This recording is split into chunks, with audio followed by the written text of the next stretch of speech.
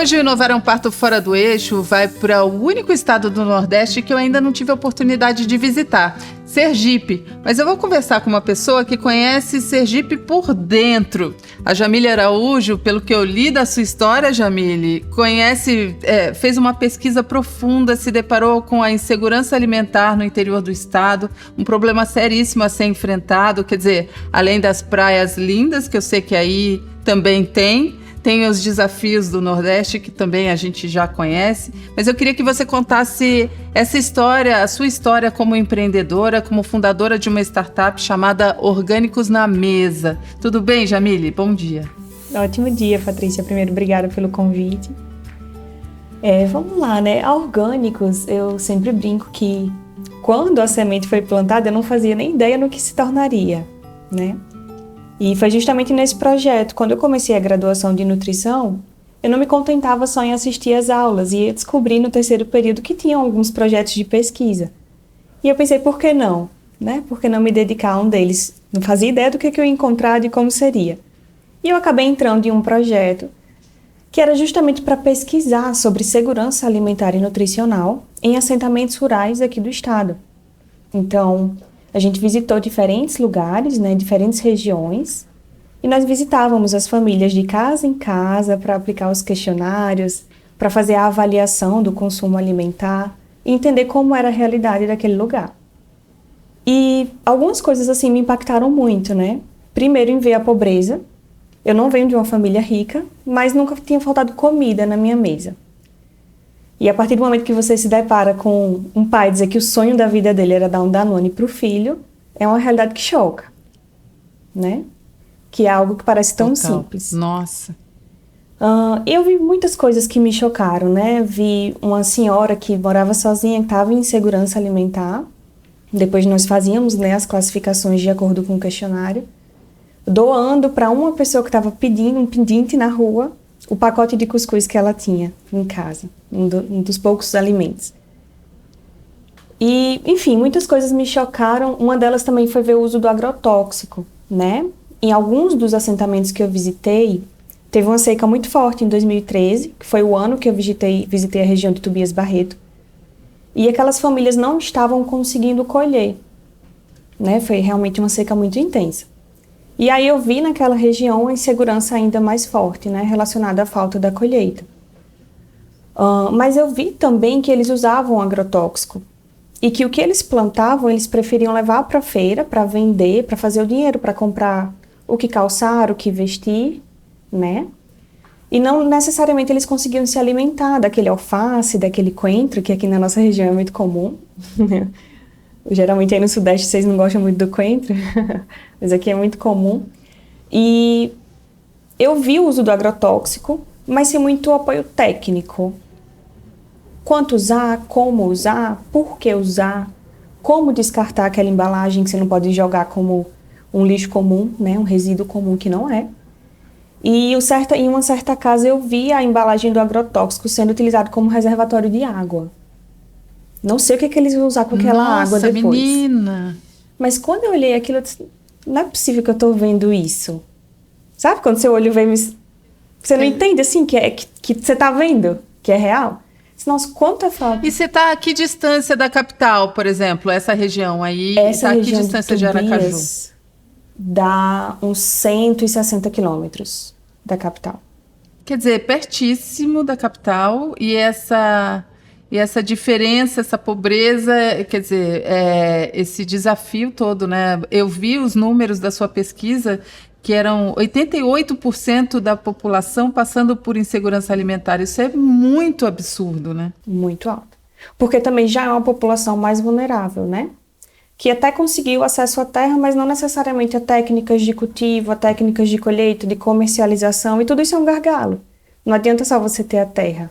Você precisa saber produzir e vender com ela. E o impacto disso na saúde, que aí impacta na educação, que aí, enfim, vira um círculo vicioso nesse caso, né? Que mantém essa população na pobreza extrema, realmente, né? Exatamente. E eu vi muitos jovens buscando sair dali, né? Buscando empregos na cidade, sair daquele interior. E fala-se muito sobre o êxodo rural, sobre incentivar aquelas pessoas a permanecerem naquela profissão, mas quando eu olhei de perto, eu disse, eles estão certos. Eles têm que buscar, de fato, Claro, porque aqui não tem infraestrutura, não tem um caminho claro de como ser bem-sucedido naquilo. Então... E aí essa foi a semente que te impactou com certeza para a vida, né? Eu imagino que é um aprendizado que realmente te coloca diante de desafios muito mais profundos do que o que a gente eventualmente tem, acaba vivendo, né? Com os privilégios todos que a gente tem. E aí o que você decidiu fazer? Porque eu sei que aí você virou professora universitária, né? Você se formou, virou professora universitária, e essa história de ser empreendedora de uma startup é mais recente, né? Exatamente. Como eu pesquisei muito sobre segurança, eu fiquei do 3º período até o 8º mergulhando nesse tema, eu fui entender que segurança não é só ter acesso ao alimento, mas é ter acesso ao alimento com quantidade suficiente, em qualidade. E quando a gente fala de qualidade, não é só de comer fruta e verdura comparado a ultraprocessado, né? Que de fato tem mais qualidade nutricional. Mas é de como esse alimento ele foi produzido, do quanto que ele respeita quem produziu e o meio ambiente onde ele foi produzido. Então é muito mais profundo. Só que quando eu apresentei essa pesquisa, Patrícia, foi muito interessante porque eu estava muito apropriada do tema. Eu tinha muita segurança do que eu estava falando e eu percebi que eu consegui passar a mensagem para as pessoas. E naquele dia me veio uma luz assim, nossa, eu quero ser professora. Porque eu gostei dessa sensação de poder explicar para as pessoas o sentido e a importância daquele tema. E aí foi que eu ingressei no mestrado, terminei o mestrado e comecei a dar aula. E nesse meio tempo eu me casei. Então, uma vida muito corrida de professor, porque não é só na sala de aula, né? Tem o antes e o depois, fora a preparação para dar aquele determinado conteúdo. Estrada, porque essa faculdade ainda ficava no interior, foi muito interessante porque eu voltei a dar aula numa região perto de onde eu estudei, de onde eu fiz a pesquisa. Então foi um reencontro, assim. Então os meus alunos, muitos vinham dessa realidade. Quando a gente falava sobre segurança alimentar dentro da sala de aula, eles me contavam, nossa, professora, teve uma vez que o vizinho aplicou certo agrotóxico, eu tive que sair da minha casa, eu não estava conseguindo respirar. Então os alunos me traziam os relatos deles, porque eram da região rural. E aí eu sempre em contato com esse tema, porque de fato é algo que quando você se identifica, você vai trabalhar ali, principalmente com alunos na formação de graduação, né? Do tema de nutrição. Não, incrível para você despertar neles essa vontade de trabalhar o assunto e tentar resolver de alguma maneira, né? É muito importante esse olhar do professor para o mundo real, realmente, e poder trazer esse despertar, eu acho que é o mais interessante mesmo. E aí eu me casei, fiquei nessa correria, né, de dar aula, preparar aula, viajar para o interior, voltar. E aí eu não conseguia ir para a feira. Quando eu conseguia, era assim, de 15 em 15, eu ia junto com meu marido, a gente sempre dividiu muito as tarefas do lar. Mas quando eu ia, eu não conseguia comprar um alimento sem agrotóxico, produzido de uma maneira mais sustentável. Eu achava uma coisa, achava outra, mas a maior parte da minha feira era de uma produção convencional. E sabe quando você não aceita aquela realidade? Você diz, não é possível que eu não vou ter acesso ao que eu sei que é tão importante. E aquilo me causou muita angústia. Eu disse, quer saber? Não é possível que só eu sinta isso. Só eu sinta esse incômodo, não é possível. Eu vou falar com algumas pessoas e vou levar cestas na casa delas, de quem quiser, quem sentir a dor que eu sinto. E aí falei com a ex-professora, uma outra ex-professora. Uma delas trabalha num dos maiores hospitais aqui há muitos anos e ela se encantou quando ela... Nossa, Jamile, você vai fazer isso? E saiu jogando no grupo do hospital. Para todos os profissionais. Vou levar cestas o quê? De orgânicos, é isso? De alimentos orgânicos. Mas aí você conseguiu mapear quem produzia organicamente? Exato. Quando eu conversei com meu pai, saí falando da minha ideia, né? Falei com meu pai, falei com ex-professoras, com uma colega de trabalho. E aí meu pai fez, nossa, Jamile, mas tem uma feirinha de orgânico lá em Lagarto. Por que você não vai lá conhecer os produtores? Eu disse, eu vou. E aí fui, na quarta-feira, né? E saí conversando com cada um, assim, na barraca. E percebi que para eles existia um grande gargalo de comercialização. Porque nem todo mundo, principalmente quem mora ali no interior, às vezes não entende qual é a diferença do alimento convencional, do alimento orgânico. quer pagar o mesmo preço. Porque muitas vezes o orgânico é mais caro e menor, né? De tamanho. E aí as pessoas não valorizam, né? Elas não entendem como que é aquele processo, né? E não valorizam. E aí, para os produtores, eles não conseguiam vender tanto quanto eles precisavam vender para ter uma vida melhor.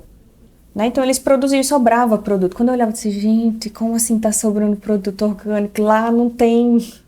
Lá em Aracaju eu não acho. As pessoas que eu conversei também não acham. E aí, nessa primeira semana, eu já tinha 11 feiras para fazer. Eu fui conversar com eles, mas já tinha... Não, nesse dia eu tinha uma encomenda, que era da minha amiga, que era professora no mesmo lugar que eu. Ela, nossa, eu já quero minha feira. Você já pode trazer? Você vai lá conversar com eles e já traz? Eu, não, Vivi, tudo bem, eu levo. Eu brinco que ela... Brinco não, ela foi mesmo a primeira cliente da Orgânicos, né? E é até hoje. E aí, na segunda semana, eu disse, não, encontrei os produtores, vi que eles têm produtos, vou começar a falar, não, vou fazer, na outra semana eu vou de novo, e aí foram surgindo as encomendas, né, tinham 11 nessa segunda semana, tinham 11 feiras para eu fazer, e foi um caos. E tudo você mesma fazendo? Eu fui com meu esposo, né, meu esposo sempre, ele não acreditava muito no início, na verdade ele não entendia a importância, e ele achava que não tinha mercado, né, mas era por uma falta de conhecimento do tema mesmo, ele nunca foi da área da saúde, não entendia. E quando ele foi vendo que tinha mercado, que, nossa, já tem 11 para fazer, como assim? Você só falou com uma pessoa, outra pessoa, e aí foi falando, e chegaram 11 já no WhatsApp? E aí, como qualquer empreendedora que começa e abre um negócio, é ela mesma que faz tudo. Então, você que teve a ideia, você que vendeu e você que foi fazer a feira para todo mundo e trazer e carregar e entregar, provavelmente. Total. E ficou com vergonha de receber. Só para completar a cerejinha do bolo, que normalmente o empreendedor ainda fica tímido e, ai, puxa, né, de cobrar. Tudo é um aprendizado, viu? Eu Não é, aprendi menina? muito. Ainda tenho muito para aprender, mas, de fato, você aprender a receber também, né? Não só dar. Total. Não, porque que porcentagem você colocava em cima do valor dos produtos, né, para fazer todo esse serviço? Né? Então, você conseguir se colocar para precificar o seu serviço, porque eu tenho certeza que pagar os orgânicos você pagava todo mundo direitinho, né? Agora, precificar a sua ideia que é muito difícil, né? Exato, Patrícia. Você tocou agora num ponto que sempre foi uma dor, viu? Mais recentemente mesmo? É que a gente está conseguindo corrigir isso. Até para a sustentabilidade do negócio, né? Total. Mas, de fato, assim, eu botava às vezes 50 centavos em cada produto, R$1. E meu marido, ele é formado em contabilidade, como eu ficava de fato mais à frente, ele ia tocando, né, a corretora de seguro deles e tal. Quando ele olhava algumas coisas, ele disse, mas como assim você tá botando 50 centavos? Isso aqui não vai se pagar? Como? E aí ele brigava comigo, assim, nesse sentido de, nossa, mas precisa valorizar mais, as pessoas precisam pagar. Você tá indo lá, tá buscando, tá trazendo, tá entregando na casa. Só que eu tinha muito essa dificuldade mesmo de entender o valor do meu trabalho. Muita dificuldade. E como eu também não colhei o financeiro, né, eu confesso que para mim, eu só queria resolver o problema. E o dinheiro que chegasse, que não chegasse, tava tudo certo. Só que depois de um tempo você diz, não, o dinheiro tem que chegar também. O negócio também tem que se pagar. Eu preciso de alguém para me ajudar. E como é que eu vou pagar essa pessoa? E quem é que te alertou, além do seu marido? Você fez algum programa de aceleração? Você foi ao Sebrae? Você foi buscar alguma orientação em relação ao empreendedorismo? Porque até aí a gente não está falando de uma startup, né? A gente está falando de um negócio, uma ideia que você teve como nutricionista, querendo resolver uma dor, um problema, para as pessoas se alimentarem melhor e para você conseguir fomentar o mercado de orgânicos mesmo de uma maneira mais saudável. Eu participei, sim, de programas de aceleração. Isso foi na época da pandemia, que nós começamos 6 meses antes da pandemia. Até tiveram algumas pessoas que falaram, nossa, mas você estava prevendo que ia precisar do delivery. Gente, quem pôde prever algo assim, né? É porque realmente aconteceu e foi tudo muito rápido. Então, quando a pandemia começou, eu continuava presa, eu tocava as minhas aulas e tocava orgânicos com entrega toda quarta-feira, uma vez por semana. Só que quando a pandemia tudo fechou, aquela coisa, as feiras fechando, os produtores também, agora a opção deles, que era feira, já não existia mais. Começaram a chegar 100 pessoas por dia no nosso WhatsApp. Por dia. E eu atendia o máximo que eu podia. Imagina, eu estava sozinha, meu esposo me dando um apoio nos dias da entrega e ponto. E eu dando aula. Então, vamos lá. Você saiu de quantos clientes e, de repente, você foi para quantos? Nossa, eu tinha umas 20 entregas por semana. E esse ir para quantos foi subindo, assim, de uma maneira muito acelerada. E sem estrutura, e muitas vezes sem produto. Porque a gente tinha os produtos para atender aquelas pessoas. Tinha a infraestrutura, que era muito rudimentar, para atender aquelas pessoas. Tinha um carro que cabiam 20 cestas. De repente, chegaram 30, 40, para atender pedidos. Isso porque eu estava rejeitando pedir. Gente, eu não tenho alface para todo mundo. Não tenho tomate para todo mundo. E aí começou a me dar mais uma angústia, né? Porque a gente vive de angústia para poder resolver. Enquanto o problema, eu resolvo o problema. Empreendedora vive assim mesmo. E aí eu disse, nossa, mas eu preciso de mais produtores, porque eu não vou conseguir atender todo mundo. E eu preciso ajudar essas pessoas. Como assim que eu não posso te atender? Ela tá precisando. E aí fui atrás, né? Foi quando eu encontrei um produtor que hoje eu considero assim, o maior produtor do estado de Sergipe. Eu considero pelo conhecimento que eu tenho, né? Não é nenhum estudo que eu fiz. Mas ele, na época, a feira dele tinha fechado. E eu liguei para ele. Que eu digo que ele foi um ponto de inflexão, assim, pra gente. Mudou o nosso futuro, mudou a perspectiva de negócio. Porque eu comecei a ver que dava para atender mais pessoas, que existia uma possibilidade de escala de produção. E quando é que vocês se transformaram numa startup? Você trouxe alguma tecnologia para o negócio? O que você considera que foi essa mudança de chave? Olha, essa é uma boa pergunta, porque eu não sabia, para você ter ideia, no início, nem que eu estava empreendendo. Eu sempre fui naquele conteúdo de técnica, né, de graduação, mestrado, aula. Aí, de repente, você está no outro mundo, que é o empreendedorismo. Um mundo que você não tem conhecimento prévio, que eu não tive conhecimento familiar, na escola. Então, eu não sabia nem que eu estava empreendendo, eu só sabia que eu queria resolver o problema. É incrível isso que você está falando, porque a gente não tem uma educação empreendedora mesmo, né? Que não é só a ideia do negócio, a execução é muito importante e a execução é feita corretamente, né? Que de forma oficial, de forma formal, né? Um negócio formalizado, que emita nota fiscal, que tenha um plano de negócio, que se pague para ter sustentabilidade. Isso a gente não aprende na escola. Agora até as escolas já estão adotando isso no currículo, mas realmente a nossa geração não viveu isso, né? Só se tem algum empreendedor na família. Pois é. E assim, eu não fazia ideia que eu estava empreendendo, só queria resolver o problema. E aí, quando os meses foram passando, né? Aí a gente foi realmente ganhando mercado, conseguindo atender mais pessoas. Uma pessoa me procurou e fez, nossa, mas vocês estão tendo apoio? Como é que vocês estão fazendo? E eu expliquei, né? Não, eu presa, eu atendo, eu vou lá, pego o produto, eu entrego, estou extremamente cansada, não tenho mais tempo para respirar, pedi demissão do meu emprego, né, da faculdade que eu dava aula, para poder me dedicar.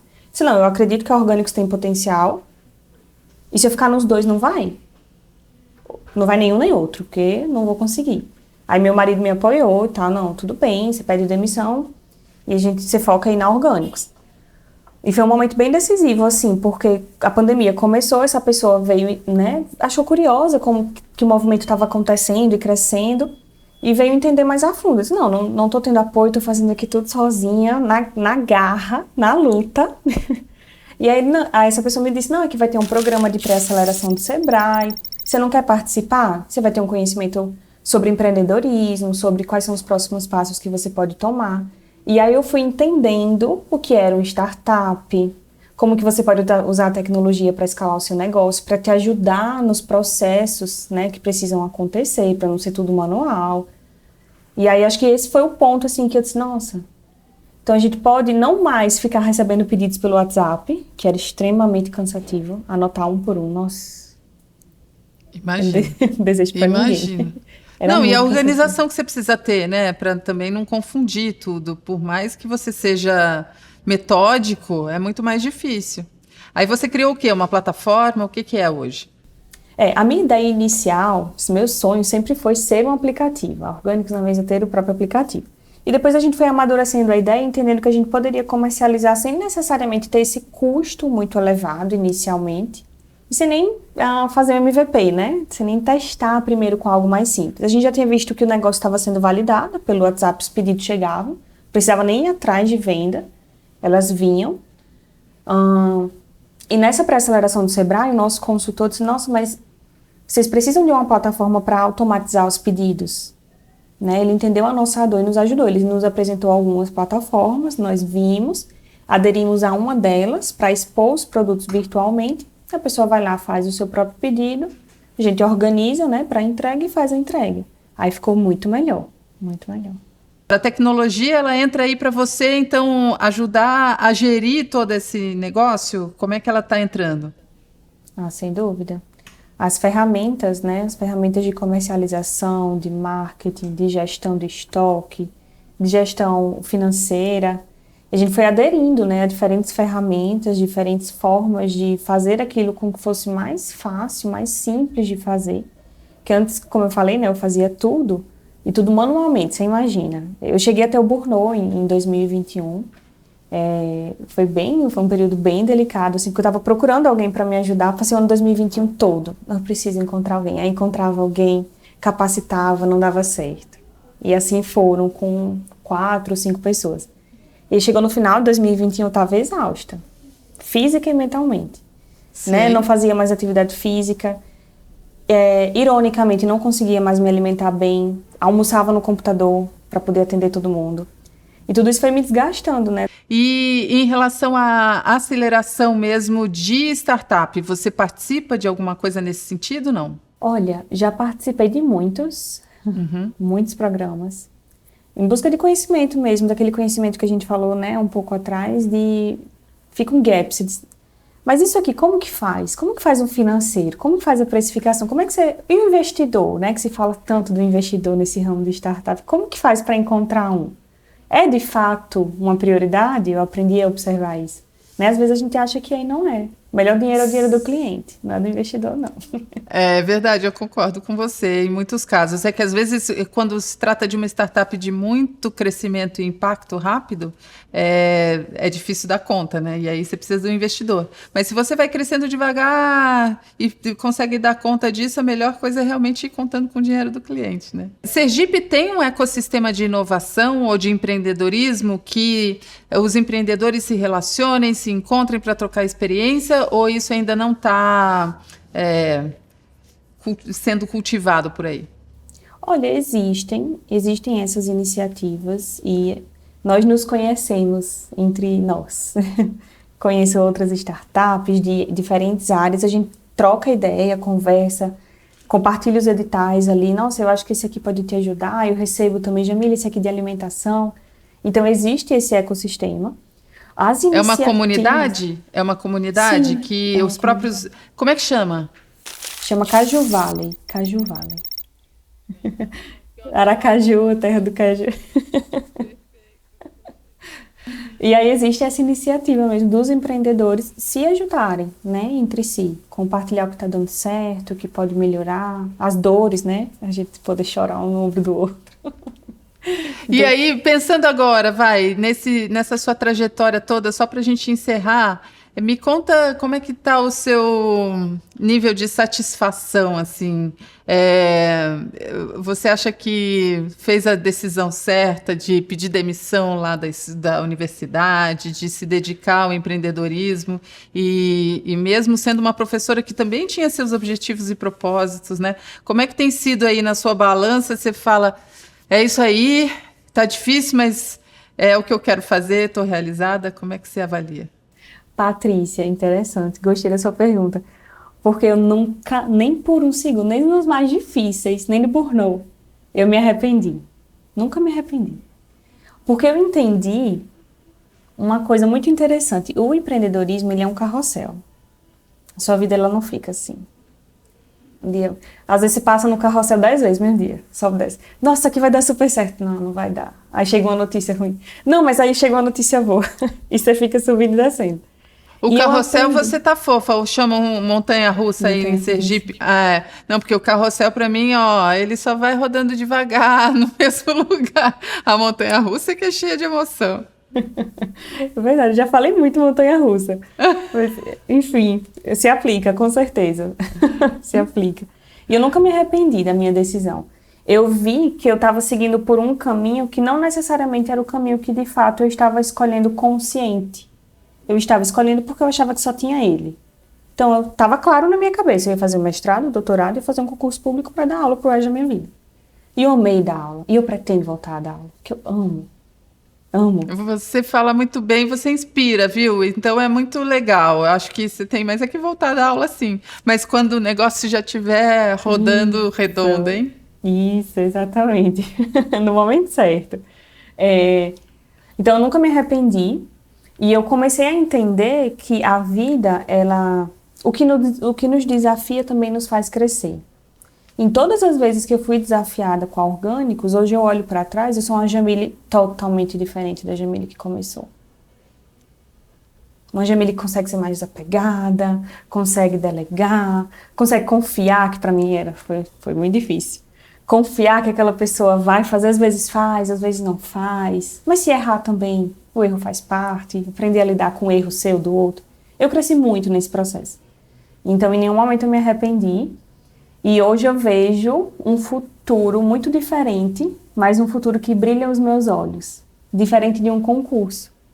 Que eu sei que seria aquela estabilidade, se é que eu posso falar assim, né? Sempre aquelas disciplinas de dar aula, sempre aquele jeito de ensinar. Você pode até modificar, mas que tem uma certa rotina, tem aquela linha, né? Jamile, adorei conhecer sua história, adorei saber um pouquinho mais de Sergipe e da Caju Valley, que eu acho que para novos empreendedores pode ser um caminho. Pensar também em buscar ajuda do Sebrae Nacional, então pode ser um caminho. Às vezes o empreendedor fica muito fechado na própria cidade, no próprio estado, não consegue ajuda num primeiro momento, mas depois amplia esse olhar para buscar alguma conexão e alguma troca. Muito obrigada aí pelo seu tempo e a gente se fala, tá bom? Sucesso para vocês. Obrigada também. Sucesso para todos nós.